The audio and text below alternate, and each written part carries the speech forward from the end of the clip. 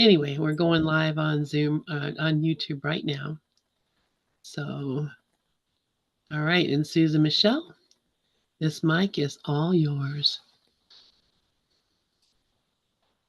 Hi, this is Susan Michel. I am in Western Massachusetts. It is great to be here as always.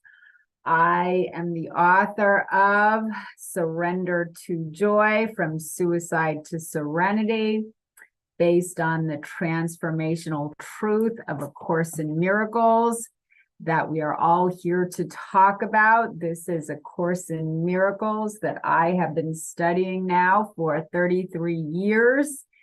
And I am a work in progress, because when I adhere to the transformational truth of A Course in Miracles, and I remember how much strength and power and beauty and love is available to me at any time that I choose to tap into it, I feel good.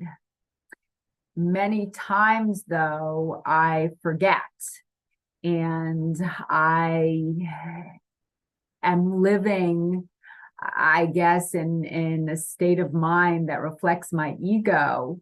So I vacillate. I vacillate from God to fear, from love to fear. I always pray before I come here on this platform. And I ask God to help me to teach what I need to learn, because we are always teaching ourselves. And I spend time before my talk going through A Course in Miracles, remembering things in A Course in Miracles that make a big difference to me. And it's always very empowering to remember the truth of who and what I am. You know, I, for a while, was starting with this one really great paragraph. It was on page 28 of the text of A Course in Miracles. And actually, I think I'm going to start there today, because this is really a great way of giving this talk over to Christ consciousness. So here in chapter 2, Jesus writes, "I am here only to be truly helpful. I am here to represent him who sent me. I do not have to worry about what to say or what to do, because he who sent me will direct me. I am content to be wherever he wishes, knowing he goes there with me. I will be healed as I let him teach me to heal." And what Christ is telling us here is that we are always in the right place at the right time. You know, it's really important to step out of the way and allow Christ to speak through us. And when we can do that, he always does. But it's just so important to trust. It's so important to love ourselves first. It's so important to keep ourselves plugged into that God socket, you know, whenever we possibly can. And then on the next page, in A Course in Miracles, Jesus writes about fear. And there is so much fear that's prevalent in this earthly classroom right now. A few of the highlighted phrases that I have underlined in my own book says, "Whenever you are afraid, it is a sure sign that you have allowed your mind to miscreate and have not allowed me to guide it." And then Jesus writes, "The correction of fear is your responsibility. When you ask for release from fear, you are implying that it is not. You should ask instead for help in the conditions that have brought the fear about. These conditions always entail a willingness to be separate. At that level, you can help it. You are much too tolerant of mind wandering and are passively condoning your mind's miscreations. So what I try to remember is that when we are in this earthly classroom, we have free choice. We can connect to the peace, love, joy, and happiness that is available to us all the time, or we can block it. And in the introduction of my book, I write, my passion is God. God is love and joy and beauty. He is all that is good in the world. Everything else is our own miscreation. When we are filled with joy, we are connected to God. When we are not joyful, we have lost our connection to all that is real. This is my message. It can be clarified with 3 simple words: surrender to joy. There is nothing to find. All we need to do is surrender. So I really like that paragraph because I believe that whenever we do make the conscious decision to surrender to God, surrender to this place of unconditional love, to surrender our will with a small w to his will with a capital W, there is so much joy and peace and strength that is available to us. I guess what we need to remember is that everything we think we're searching for in the external world is really within us. We need to find that place within ourselves first, and then go into the world to share it. But there is nothing in the world that is going to make us feel complete. When we come into the world and we think that we're lacking something and we look to the world to complete us, it never ever works. I have a place in my book, a chapter in my book, where I write about the Wizard of Oz, which I think is such a great analogy to life. I remember years ago, it was one of my first Course in Miracles groups that I attended in Manhattan. It was on the Upper West Side. And I remember one Christmas, I believe it was, the facilitator of the group, he compared Course in Miracles and he compared life to the Wizard of Oz. And since he did that on numerous occasions, I use that analogy because I think the Wizard of Oz is such a great analogy to the meaning of our life. And what I write here, I have a chapter entitled Finding Joy Within. And I have a subheading that states happiness in Oz or Kansas. And what I write is the classic tale of the Wizard of Oz provides an important and fundamental lesson. Dorothy was not happy at home and believed she would find true happiness if she could just get away from her external situation, Kansas, and go someplace else, over the rainbow. And then I write, as soon as Dorothy landed in Oz, her over the rainbow dreams of finding happiness somewhere else were quickly replaced by her getting home as soon as possible desires. During her journey down the yellow brick road, she met friends who thought they lacked important character traits. The Scarecrow didn't think he was smart. The Tin Man didn't think he had the ability to feel anything. And the Lion thought of himself as a coward. They all joined Dorothy on her search for the wizard who could help them get what each believed they lacked. But the wizard turned out to be just a man posing as a wizard who simply reminded them that what they were searching for was already within them. Dorothy had the greatest experience of them all because she not only returned to Kansas, but she found her home and happiness in her heart where it existed all along. And I think that is just such a great analogy for life, because we all seem to think that there's something outside of ourselves that would make us happy. We all seem to think that, you know, we're coming from a place of lack. But the truth is, we're not. We just have to remember what A Course in Miracles is teaching us, that everything that we need is within us. You know, I also write a little bit about the law of attraction.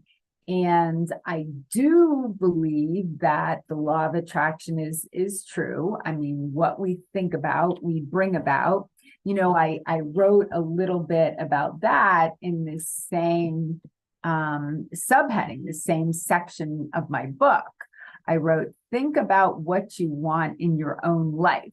Now, imagine how you would feel if you already had what you desired. Focus on connecting to those feelings as often as possible now. In the present, you will begin connecting to your happiness prior to attaining what you want in the external world. In time, you will find that your happiness is no longer attached to the attainment of material desires. You will begin to realize goals that are beneficial to your well-being, and you will sustain that joy. It will seem as though the universe is working in your favor. So, I mean, what I'm writing about there is we think when we find what we want in the world, it's going to make us happy. But really, what we're craving the feelings that we think that thing is going to bring into our life. And in order to get what we want in the world, we need to connect to those feelings first. And then we're actually going to attract what we want to us, you know. But again, it's not the attainment of those desires that's going to bring us peace, love, joy, and happiness. It's kind of connecting to those feelings that is going to bring us the peace, love, joy, and happiness that we desire. You know, it's like when somebody is looking for a mate, you know, and they think that the mate is going to make them happy, you know, because they're feeling lonely, and once they meet somebody, they think they're going to feel complete, less lonely. I mean, life doesn't work like that. We need to connect to those feelings of being fulfilled first. And then when we meet that special person, you know, we can share who we are with them. And I think, you know, numerous times in this lifetime, I have used creative visualization to create what I want in the world, what I believe would make me happy. And each time I use creative visualization, visualizing what I want in the world to make me happy, it does work. I've always, you know, I remember once it was when I was living in New York, I had a man that I met in New York, and he was from South Africa, and I became infatuated with him. And then he left and he went back to South Africa, and I was sure at the time that this particular person was my soulmate. So what I did was I remained in contact with him by calling him every so often. Then I planned a trip to go to South Africa to see him. And then I remember every morning prior to that trip for about 3 months, I would visualize him and I together, just having a great romance. And what happened was I flew to South Africa, and the romance with him never happened because he didn't feel about me. He didn't feel the same way about me as I felt about him. But what did happen is that I met somebody else, and that romance that I visualized in my head manifested itself. It didn't manifest itself in that same form with that same man, but it manifested with another man. And I think what I experienced in my trip to South Africa was better than the visualization that I created in my head. I've read different things about creative visualization. This one lady that writes and speaks about it, she's probably older now, but it's Shakti Gawain. I think that's her name, Shakti Gawain. There's like numerous spiritual teachers that I've studied, and I think one thing she writes is if you want to create something, you can focus on what you want to create, but always end the visualization with let this or something greater manifest itself in my life. And that's exactly what happened to me. I had this romance with this one South African gentleman. His name is Glenn. And it never worked out with him, but I did take the trip to South Africa, and I met another South African gentleman when I was there. His name was Herman, and my time with Herman turned out to be even better than I visualized. So I guess that would be a great example of the law of attraction. What you think about, you bring about. However, to go back to A Course in Miracles, I think what happened to me is that I became very attached to the man. And, at first, when I was kind of leaving everything up to God and putting out to the universe what I wanted to create, kind of giving it to God to bring something into my life that was a reflection of my internal desire. I think all that was really, really good. But then what happened, I became attached to the form. So I kind of stopped allowing God to work through me. I became very attached to the form. Once I got what I wanted in the world, I became very attached to the form, and I placed my sense of peace, love, joy, and happiness in the form. And when I did that, I just kind of sabotaged my happiness. Because we can never, I guess that would be analogous to creating false gods. We can never put our joy in something of the world, because I think once we depend on something of the world to complete us, it's just, we're no longer trusting in God's divine guidance. We're no longer, keeping ourselves plugged into the God socket. We're placing our peace, love, joy, and happiness on form. And when we start placing our peace, love, joy, and happiness on form, it never works. So I think that's happened a couple of times for me in this lifetime, where I have manifested for myself something in the world using the law of attraction. But then after I got what I thought I wanted, I mean, I was happy for a short time. But once I started depending on that form, I no longer felt good. So that was a big lesson that I needed to learn. I think that there have been numerous times in my life where I have felt connected to source energy, to God consciousness.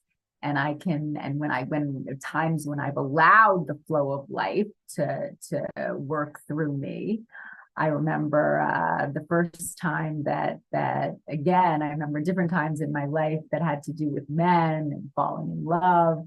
The first time that I fell in love, I was in Acapulco, Mexico, and I was traveling with a man, and I developed strong feelings for him.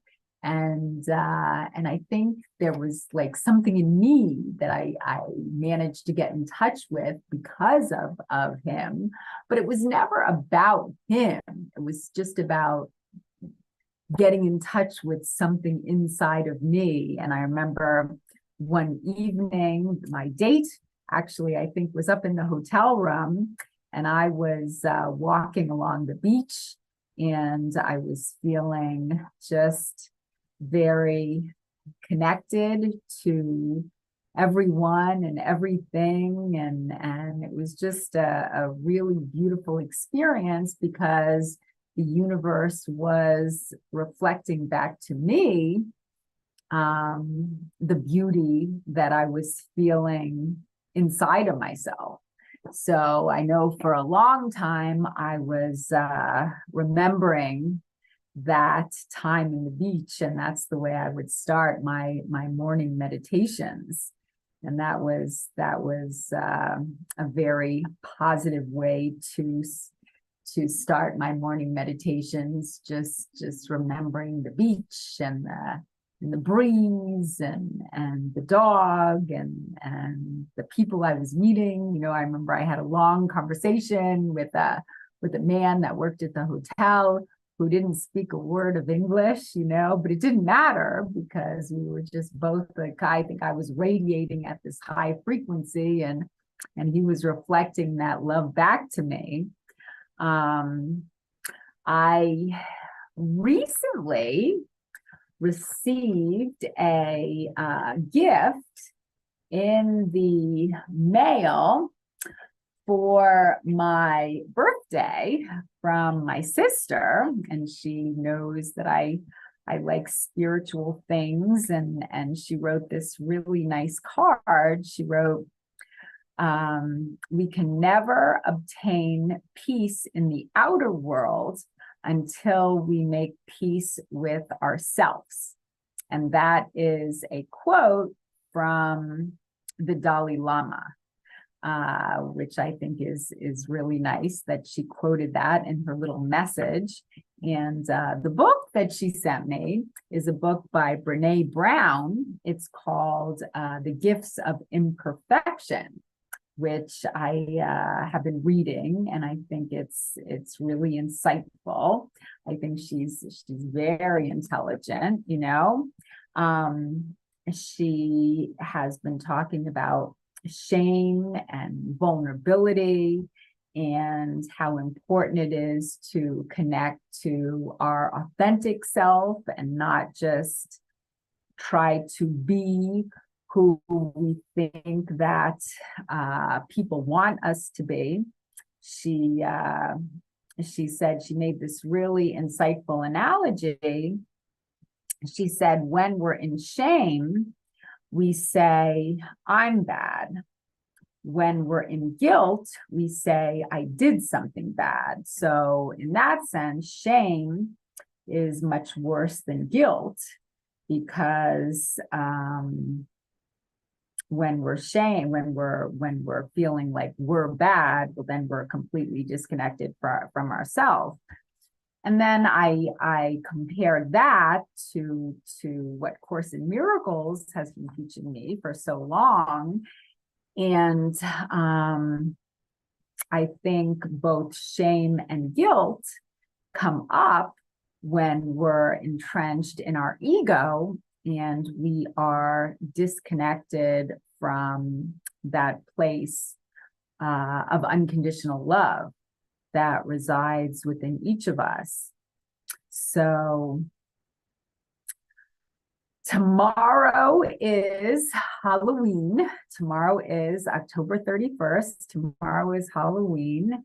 And then on Thursday, it's my birthday. My birthday is on the Day of the Dead, I think it's called, and I think that on Halloween, everyone is going to be wearing a particular costume.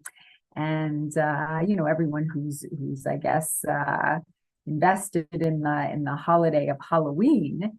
And I guess, if we were to really think about this in terms of life itself, I think that we are all here in this earthly classroom wearing different costumes, to learn different lessons. And the lessons are all about how to love ourselves and others unconditionally. So I'm wearing the costume of a Caucasian, tall, slender woman to learn lessons, and somebody else might play the part of a man, a Black man, a white man, a Puerto Rican, a Spanish man, and we all have these different costumes that we wear. But the truth is, we are all the same. God has one son, and we are all part of that sonship. I remember one time where I was just really experiencing a bout of enlightenment. And I remember being at the gym, and I remember just looking around. It was when I was visiting a friend in Florida. I remember looking around, and I really saw, no matter who I looked at, I saw their external self.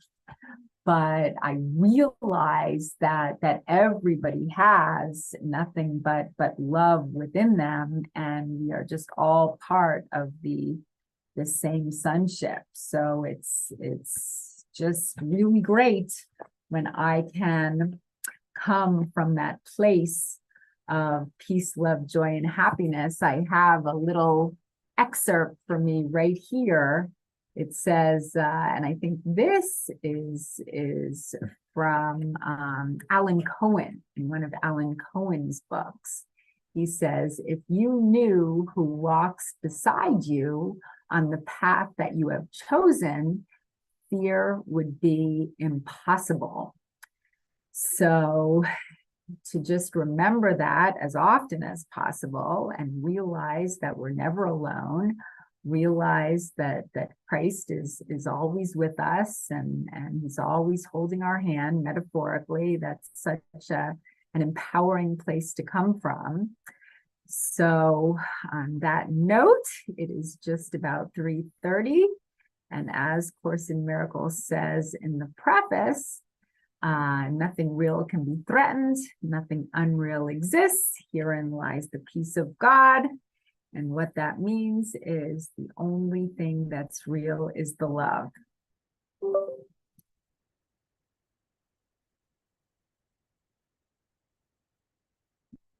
Thank you so much, Susan Michel.